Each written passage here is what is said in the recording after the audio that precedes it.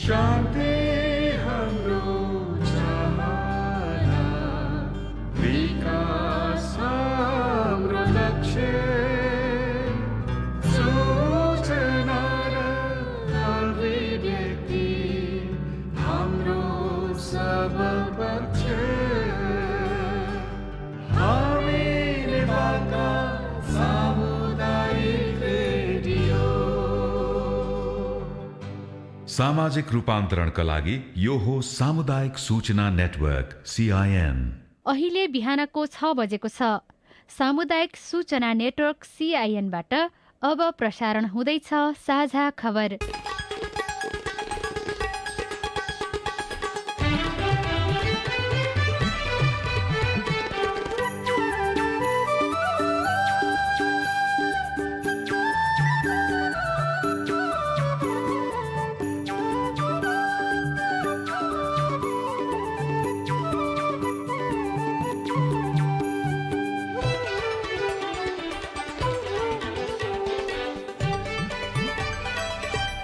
शुभ प्रभात। यो CIN को साझा खबर हो। स्नेहा कर्णसँगै गोविन्द खड्काको तपाईलाई स्वागत छ। सामुदायिक रेडियोबाट देशैभरि एकैसाथ प्रसारण भइरहेको साझा खबर CINखबर.com र मोबाइल एप CIN-बाट पनि सुन्न सकिन्छ। आज 2077 साल चैत 22 गते आइतबार अप्रिल 4 तारिक सन् 2021 नेपाल सम्वत 1141 चैत कृष्ण पक्षको सप्तमी तिथि। साझा खबरमा प्रमुख खबरका शीर्षकहरू। नयाँ गठबन्धन सरकार बनाउन दलहरूबीच संवाद सुरु। माओवादी केन्द्रले समर्थन फिर्ता लिए। प्रधानमन्त्रीले राजीनामा दिने। देशव्यापी संगठन निर्माण अभियान सुरु गर्ने नेपाल खनाल समूहको निर्णय। एकैसाथ 165 निर्वाचन क्षेत्रमा रणनीतिक सडक निर्माणको काम सुरु। राष्ट्रिय गौरवको बुढी गण्डकी जलविद्युत आयोजना अलपत्र। झापाको एउटा मध्य गाउँमा कोइला कारखाना। स्थानीयमा स्वास्थ्य समस्या बढ्दै। बाँकेको नरैनापुरमा आगलागी। 115 भन्दा बढी घर जलेर नष्ट। डढेरोले उजाडिँदै वन। करोडौंको काठ र लाखौंको बिरुवा सखाप। कोरोना संक्रमणको दर बढेसँगै बंगलादेशमा एक साताका लागि लकडाउनको घोषणा। ताइवानमा रेल दुर्घटनापछि देशभर शोक। अफगानिस्तानमा सैन्य कार्यवाहीमा 35 जना मारिए। र विभागीय टोली APF क्लब आहा रारा गोल्ड कपको सेमिफाइनलमा विजयी खड्की स्मृति गोल्ड कपको उपाधि अफ्रिकन टोली क्यामरूनलाई।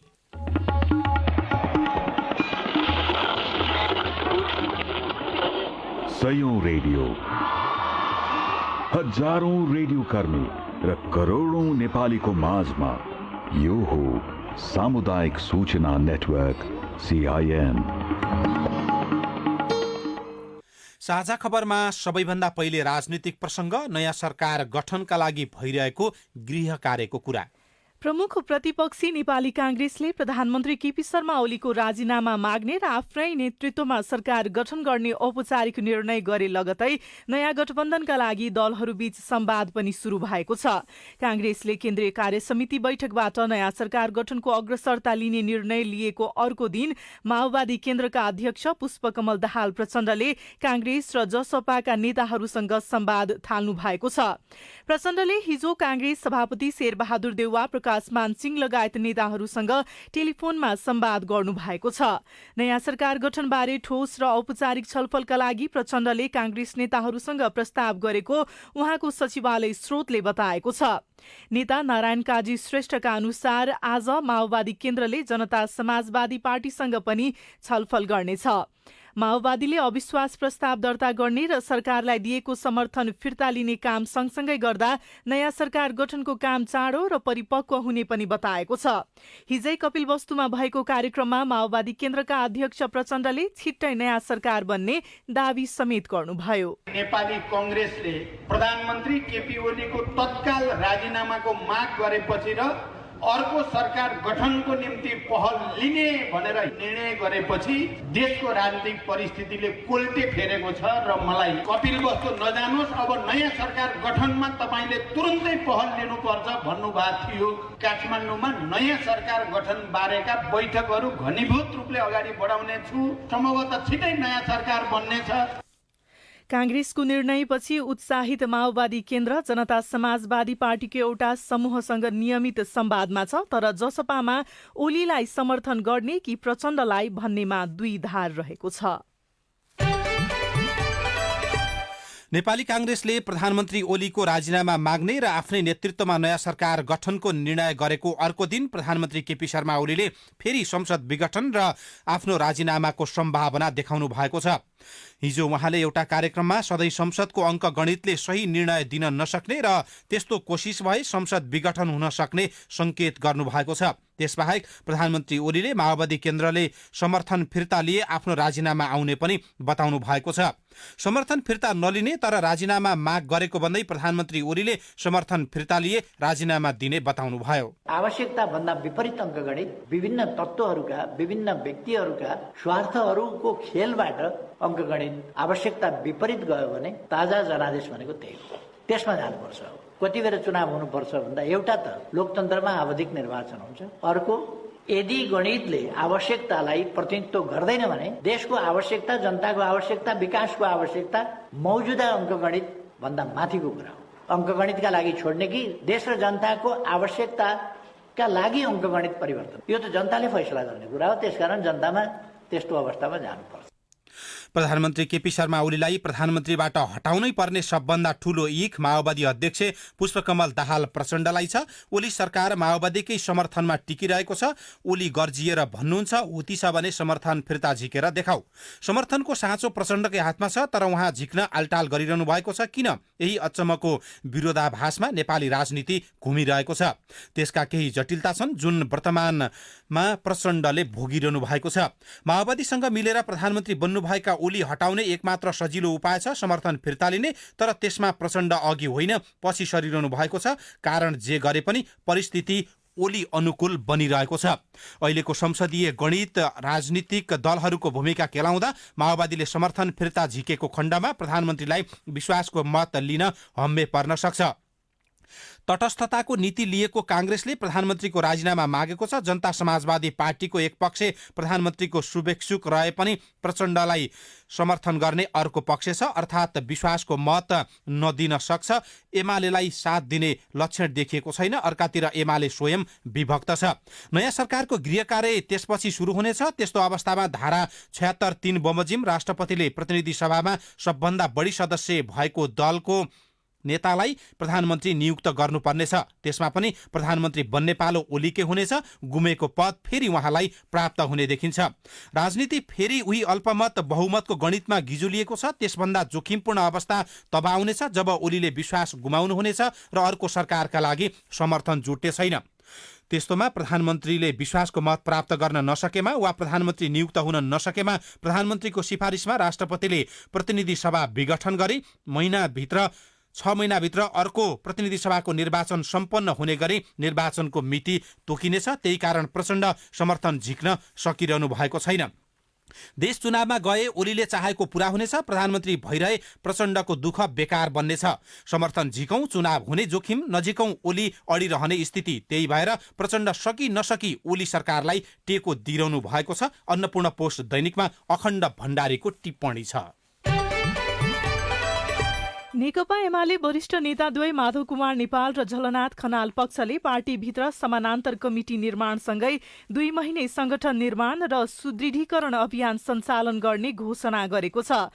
कलङ्की स्थित एक पार्टी प्यालेसमा हिजो र अस्ति बसेको नेपाल खनाल पक्षीय स्थायी कमिटी बैठकले एमाले एकता जोगाउँ, कम्युनिष्ट आन्दोलनको रक्षा गरौं भन्ने मूल नाराका साथ 2 महिने संगठन निर्माण अभियान सञ्चालन गर्ने निर्णय गरेको हो।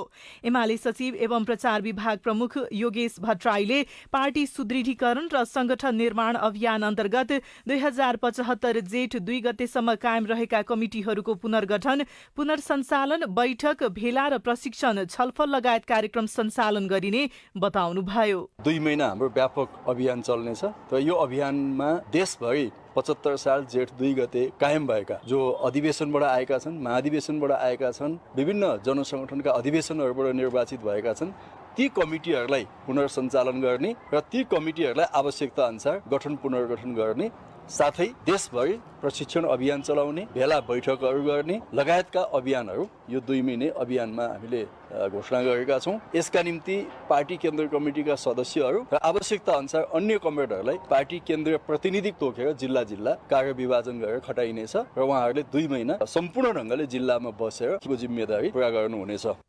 बैठकले अदालतबाट भएको फैसला कार्यान्वयन गरी अगाडि बढ्न र सांगठनिक संरचनालाई 2075 जेठ 2 गतेको अवस्थामा फर्काउन अध्यक्ष ओलीलाई पुनः आग्रह गर्ने निर्णय पनि गरेको सचिव भट्टराईले जानकारी दिनुभयो।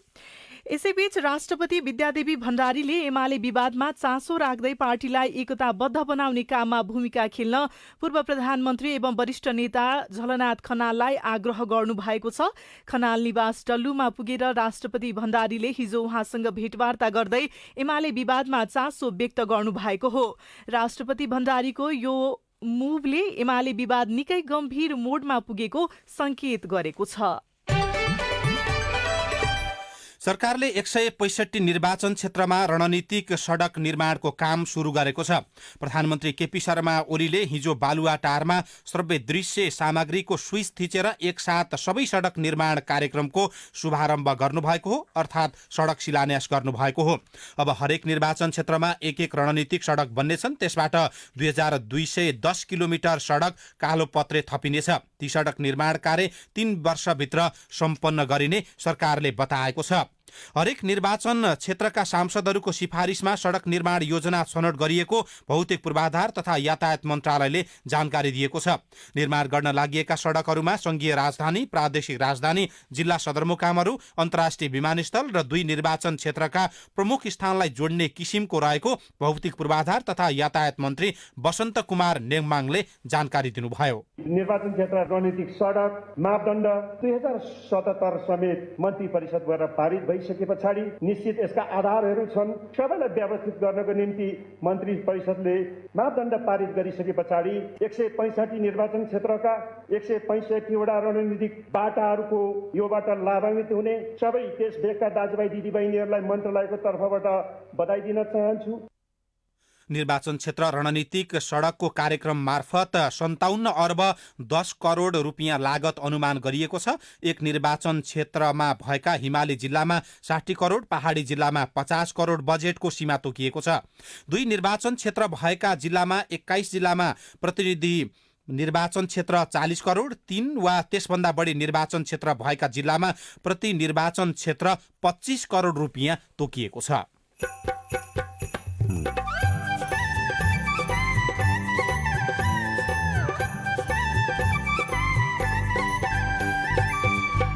सामुदायिक सूचना नेटवर्क CIN मार्फत देशभरि प्रसारण भइरहेको साझा खबरमा कोरोना संक्रमणको दर फेरि बढिरहँदा सरकार जानकार छ।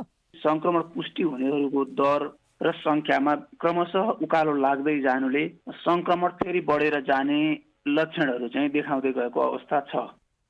झापाको एउटा मध्य गाउँमा कोइला कारखाना, स्थानीयको स्वास्थ्यमा समस्या बढ्दै करोडौंका काठ र लाखौंका बिरुवा डढेलोसँगै सकिँदै लगायतका खबर बाँकी छन्।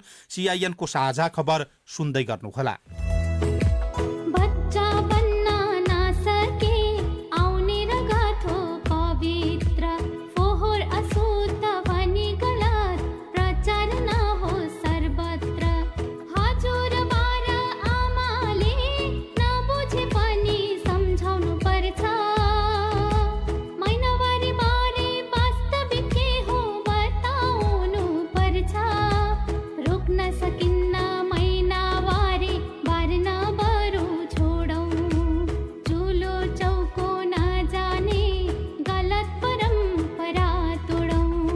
मर्यादित महिनावारीका कुरा अब गरौं पुरा। राधा पौडेल फाउन्डेसन र सामुदायिक सूचना नेटवर्क CIN। गर्मियामा आउँछ हजुर तातो खडेरी, आगो लागिबाट बच्न अति जरुरी। हे गर्मियामा आयो हजुर सुकिसक्यो घाँस, वनमा आगो लाग्यो भने जीव जन्तुको नासा। वनमा आगो लाग्यो भने वन जङ्गल खान्छ, वनमा हुने जीव जन्तुले साह्रै पीडा मान्छ। फागुनदेखि जेठसम्म आगो लाग्ने डर, आफ्नो आफ्नो वन जङ्गलको आफै रक्षा गर। वनमा जाँदा सलाई, लाइटर जस्ता आगजन्य वस्तुको प्रयोग नगरौं। वन छेउमा स्याउला, झारपात नजलाऊ। वनमा आगो लाग्नै नदिऊ। लागिहालेमा होसियारीपूर्वक आगो निभाइहालौं। गिभ टु एसिया र अकुराब। तपाईले CIN को साझा खबरका मुख्य शीर्षकहरू नेपाल टेलिकमको सिम भएको मोबाइल नम्बरबाट पटक पटक जुनसुकै बेला निशुल्क सुन्न सक्नुहुन्छ। 32100 डायल गर्नुहोस् र दैनिक समाचार, स्वास्थ्य, कोभिड-19, कृषि, मौसम, प्रकोप र अधिकारका बारेमा पनि निशुल्क सुन्नुहोस्। 32100 सूचनाको सञ्चार। सामाजिक रूपान्तरणका लागि यो हो सामुदायिक सूचना नेटवर्क CIN। तपाईँ अहिले देशभरिका सामुदायिक रेडियो CIN खबर.com र मोबाइल एप CIN-बाट एकैसाथ साझा खबर सुनिरहनु भएको छ। अब पत्र पत्रिकाले आज छापेका खबर। नयाँ पत्रिका दैनिकको पहिलो पृष्ठमा आयोजना निर्माणका लागि उपभोक्ताबाट 59 अर्ब कर उठाइयो तर लगानीको मोडालिटी समेत टुङ्गो लागेन शीर्षकमा खबर लेखेको छ। 1200 मेगावाटको बुढी गण्डकी जलविद्युत आयोजना निर्माण गर्न सरकारले पेट्रोलियम पदार्थमा उपभोक्ताबाट 59 अर्ब 34 करोड कर संकलन गरिसकेको छ। तर आयोजनाको लगानी मोडालिटी भने अझै तयार गर्न सकेको छैन। जबकि निर्धारित समयमै आयोजना निर्माण सुरु भएको चालु आर्थिक वर्षको अन्तिम अर्थात् आगामी असार मसान्तसम्म आयोजना सम्पन्न भइसक्नु पर्ने थियो। बुढी गण्डकीका नाममा उपभोक्ताबाट 6 वर्षदेखि निरन्तर कर उठाइँदैछ। यता आयोजना निर्माण प्रक्रिया अघि बढाउन अत्यावश्यक मानिएको निर्माण वा लगानी मोडालिटी टुङ्ग्याउन मन्त्रालय तहमा सरोकारवालासँग छलफल भइरहेको छ। गोरखापत्र दैनिकको भित्री पृष्ठमा आजदेखि पठन पाठन नियमित शीर्षकमा खबर लेखिएको छ। देशभरका शैक्षिक संस्था आजदेखि पूर्ववत रूपमा सञ्चालन हुने भएका छन्। वातावरणमा सुधार आएको भन्दै सरकारले आजदेखि पुरानै अवस्थामा शैक्षिक संस्था सञ्चालन हुने जनाएको हो। कान्तिपुर दैनिकको पहिलो पृष्ठमा मध्य गाउँमा कोइला कारखाना शीर्षकको खबर छापिएको छ।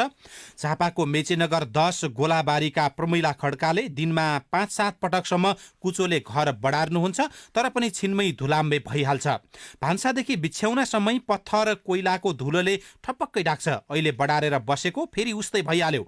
कोइलाको कालो धुलो हातले सोहोर्दै प्रमिलाले भन्नुभयो प्रदूषण बढेको भनेर सरकारले स्कुल विद्यालय बिदा दिन्छ। हामी वर्षौंदेखि घरमै प्रदूषण भोगिरहेका छन्। कारखानाबाट करिब 50 मिटर दूरीमा रहेको यही घरले गाउँमा सबैभन्दा बढी प्रदूषणको मार खेप्नु परेको छ।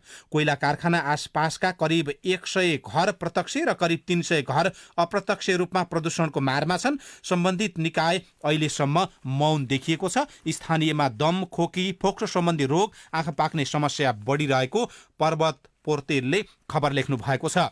भित्री पृष्ठमा नैनापुरमा आगलागी भएको खबर छ। बाँकेको नैनापुर गाउँपालिका 4 खोदम गाउँमा हिजो आगलागी हुँदा 115 घर पूर्ण रूपमा जलेर नष्ट भएका छन्। 3 जना घाइते भएका छन्। उनीहरूको स्थानीय लक्ष्मणपुर अस्पतालमा उपचार भइरहेको छ। स्थानीय फकिर खाँको गोठबाट सुरु भएको आगो बस्तीभरि फैलिएको हो। आगलागी नियन्त्रणका लागि नैनापुर र नेपालगञ्ज गरी 2वटा दमकल प्रयोग गरिएको थियो। यो ओडामा 1248 घरधुरी छन्। अधिकांश घर फुसले छाएका छन्। गुजुमुज्जु घरहरू रहेकाले धेरै क्षति भएको ओडा सचिव सुजिता चौधरीले बताउनु भएको छ।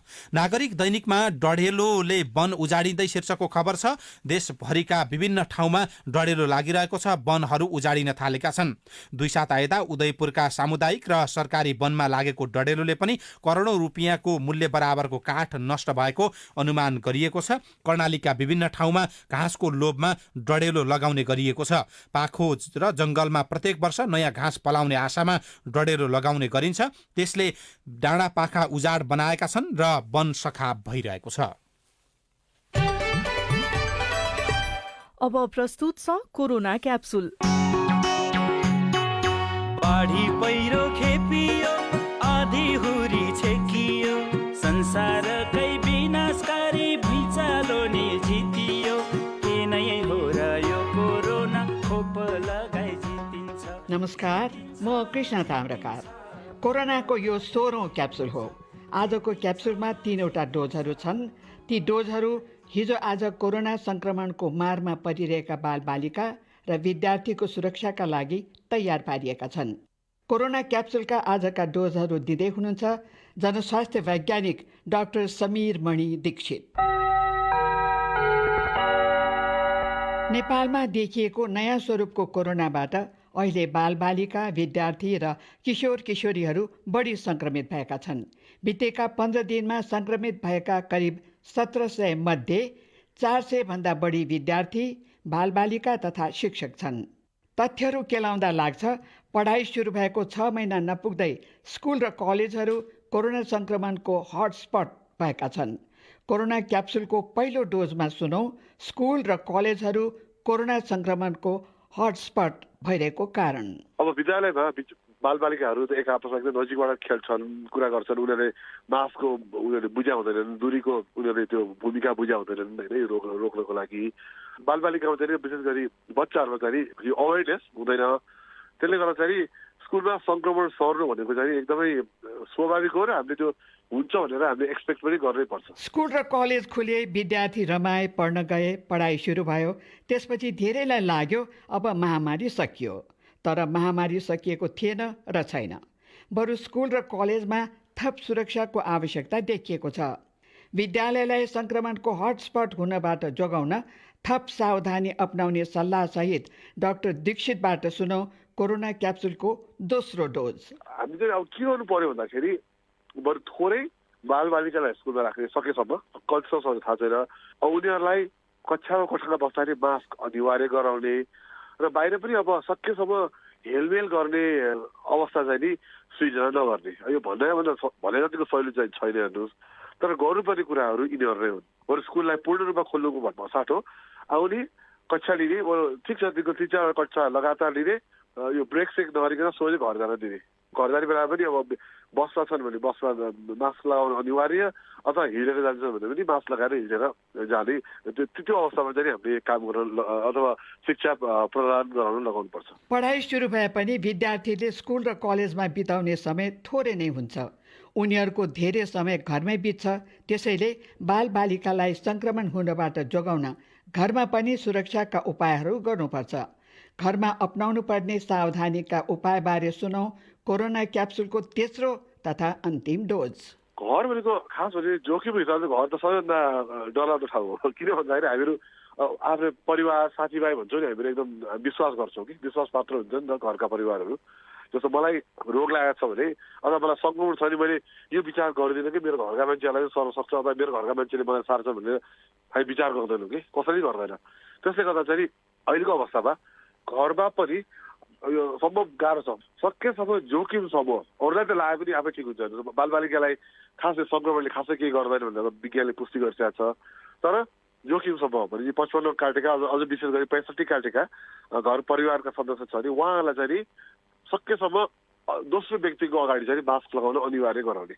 मेरो विचारमा त्यो हो सबैभन्दा ठुलो र महत्त्वपूर्ण गर्नुपर्ने काम। न त सबैलाई मास्क लगाउनु सम्भव हुँदैन, तर कमसेकम जोखिम समूहले लगाइदिनु भयो भने उहाँहरू सङ्क्रमण सरेन भने उहाँलाई कडा रोग लाग्ने अथवा मृत्यु हुनेबाट हामी जोगाउन सक्छौँ। आजको क्याप्सुलका डोजहरूका लागि जनस्वास्थ्य वैज्ञानिक डाक्टर समीर मणि दीक्षितलाई धन्यवाद र कोरोना क्याप्सुल सुन्नु भएकोमा तपाईँलाई पनि धन्यवाद। कोरोना महामारीको जोखिम बढेकोले सङ्क्रमणबाट बच्न मास्क लगाउने, भौतिक दूरी कायम गर्ने र साबुन पानीले बेला बेलामा हात धुँदै गर्नुहोला। लौ त कोरोनाको अर्को क्याप्सुलमा फेरि भेटौँ। कोरोना खोपको पर्खाइ र नागरिकको प्रश्न सरकारको जवाबसहितको सामग्री केही बेरमा प्रसारण हुनेछ। अब फेरि विदेशका खबर। शुक्रबार भएको ताइवानको इतिहासकै सर्वाधिक भयानक रेल दुर्घटनाबाट कम्तीमा 50 जनाको मृत्यु भएपछि हिजो देशभर शोक मनाइएको छ। मृतकको सम्झनामा देशभर राष्ट्रिय झण्डा आधा झुकाइएको थियो। अफगानीको सेनाले देशका 2वटा उत्तरी प्रान्तमा गरेको हवाई आक्रमणमा कम्तीमा 35 जना तालिबानी लडाकु मारिएका छन्। आक्रमणमा अरू 33 जना लडाकु घाइते भएको अफगानी रक्षा मन्त्रालयले पुष्टि गरेको छ। कोरोना भाइरस संक्रमण बढ्न थालेसँगै बंगलादेशमा सोमबारबाट कडा लकडाउन गरिने भएको छ। सडक यातायात पुल मन्त्री ओबिद उल काइदरले शनिबार हिजो भिडियो मार्फत लकडाउन सम्बन्धी सरकारको निर्णय सार्वजनिक गर्नुभएको हो र म्यानमारमा सैनिक कुको विरोधमा देशभित्र विरोध चर्किँदै गएका बेला देश बाहिर पनि विरोध हुन थालेको छ। सेनाद्वारा अपदस्थ नेत्री आङ सान सुकीलाई रिहा गर्न र लोकतान्त्रिक शक्तिलाई सत्ता हस्तान्तरणको माग गर्दै म्यानमारमा दिनहुँ प्रदर्शन भइरहेका बेला लन्डनमा समेत प्रदर्शन सुरु भएको छ। अब खेल खबर। 19औं संस्करणको आहारारा गोल्ड कप फुटबल प्रतियोगितामा विभागीय टोली सशस्त्र प्रहरीको एपीएफ क्लब सेमिफाइनलमा प्रवेश गरेको छ। पोखरा रंगशाला स्थित फुटबल मैदानमा हिजो भएको उद्घाटन खेलमा एपीएफले आयोजक सहारा क्लब पोखरालाई 1-0 गोल अन्तरले पराजित गर्दै सेमिफाइनलमा स्थान सुरक्षित गरेको हो। नेपाल पुलिस क्लबले साबिक विजेता एपीएफ क्लबमाथि जित हात पारेको छ। हिजो भएको महिलातर्फको खेलमा पुलिसले एपीएफलाई 5 सेटमा पराजित गरेको हो र विजय खड्की स्मृति गोल्ड कप फुटबलको उपाधि अफ्रिकन रुट्स एसोसिएसन क्यामरूनले हात पारेको छ। हिजो भएको फाइनल खेलमा क्यामरूनले विभागीय टोली त्रिभुवन आर्मी फुटबल क्लबलाई 3-1 गोल अन्तरले पराजित गरेको थियो। कोरोना खोपको पर्खाइमा नागरिक के गर्दैछ सरकार, नागरिकको प्रश्न र सरकारको जवाब सहितको सामग्री, अरू खबर र कार्टुन पनि बाँकी नै छ। सीआईएनको साझा खबर सुन्दै गर्नुहोला।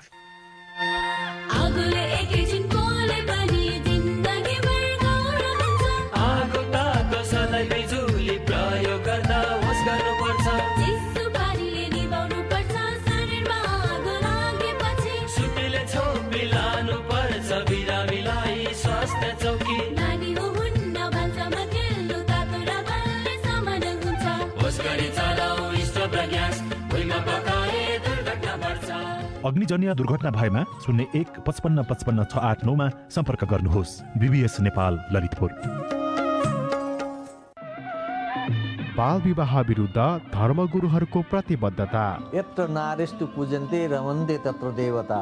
जहाँ नारीको सम्मान हुन्छ त्यहाँ देवता पनि खुसी हुन्छन्, प्रसन्न हुन्छन् भन्ने हाम्रो हिन्दू सनातनी शास्त्रलाई स्मरण गर्दै यो बाल विवाह जस्ता कुरीतिलाई पनि उन्मूलन गर्न अगाडि बढौँ। साथै विभिन्न खालका जुन सामाजिक कुरीतिहरू छन् त्यसलाई सबैलाई उन्मूलन गर्दै हामी समाज रूपान्तरमा अगाडि बढौँ। के बाल विवाह बिल्कुल गर्नु हुँदैन। बुद्ध धर्ममा पनि धेरै भनिराखेको छ। हामी त गइराखेको छु, भनिराखेको छु। नबुझ्ने व्यक्तिलाई भन्ने नहुँदा झगडा पनि गरिराखेको छु। तिनीहरूले सम्झाएको छु। बाइबलमा चर्चमा बाल विवाह छैन। मलाई लाग्छ कुनै पनि धर्ममा पनि छैन होला। त्यो चाहिँ एउटा विकृतिको रूपमा अहिले हाम्रो समाजमा यो देखिएको छ। यसकारण सबै धार्मिक समुदायहरू मिलेर बाल विवाहलाई रोकौँ। तलबुल इल्म फरिदतुन अला कुल्ली मुस्लिम। प्रत्येक मुस्लिम चाहे त्यो पुरुष हो या महिला उनीहरूले शिक्षा आर्जन गर्नु अनिवार्य छ। त्यसैले बाल्यकालको उमेरमा उनीहरूलाई बढीभन्दा बढी शिक्षित बनाऊ अनि बाल विवाहलाई अन्त्य गरौँ। ओल्ड भिजन इन्टरनेसनल नेपाल र अकुराब। सामाजिक रूपान्तरणका लागि यो हो सामुदायिक सूचना नेटवर्क सीआईएन। साझा खबरमा अब बढ्दो कोरोना संक्रमण र खोप अभियानको प्रसंग। पछिल्लो केही हप्ता यता नेपालमा कोरोना संक्रमणको दर केही बढेको देखिन्छ। तर स्वास्थ्य सुरक्षाका मापदण्ड पालना र आवश्यक सतर्कता नागरिक स्तरबाट भएको छैन।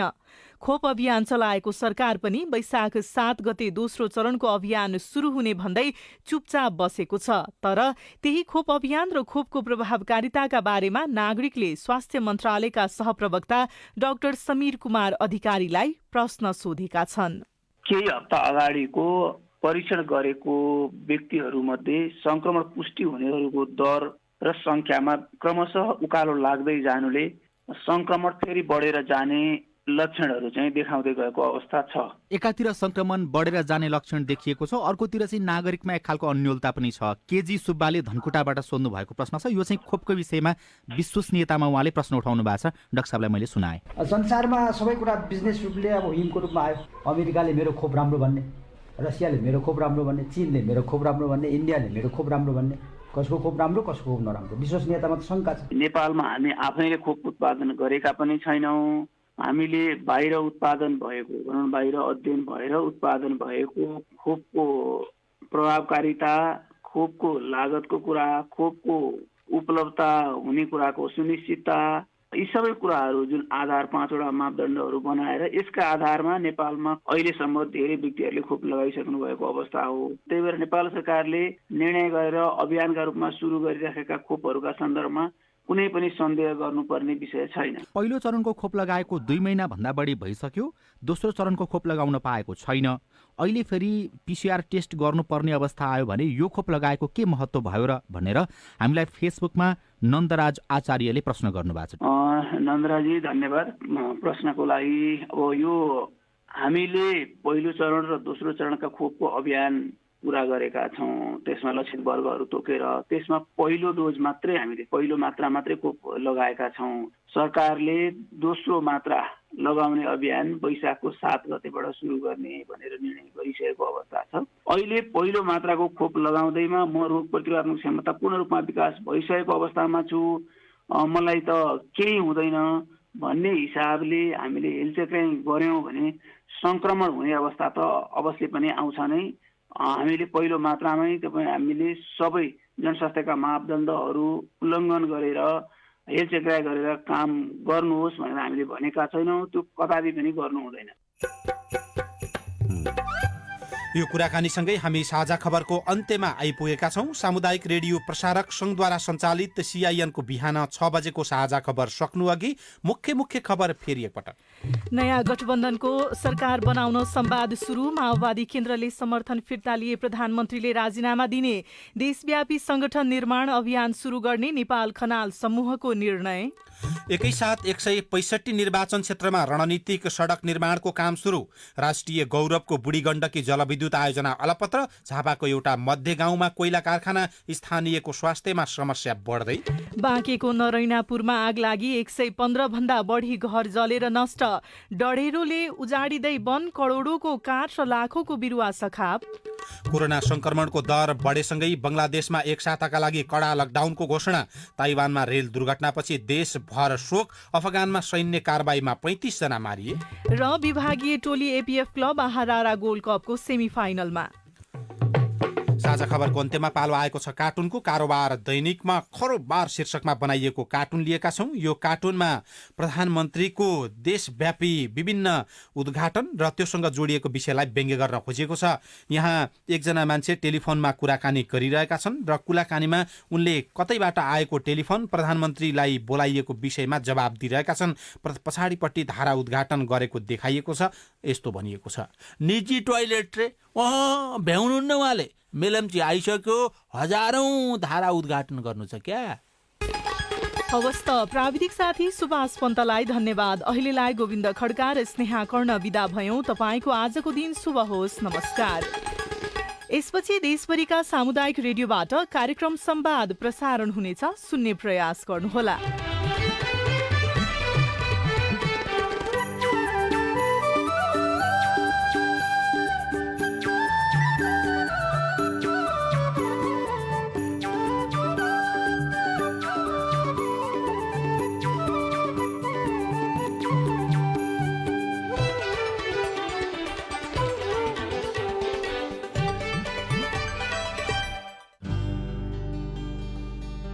शान्ति